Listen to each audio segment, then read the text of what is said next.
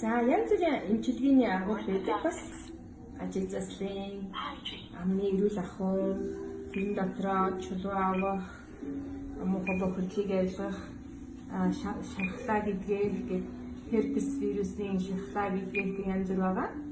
Ингээд бид нар өнөөдөр үйл барих эмчилгээг хийх гэж байгаа учраас хэлж байна.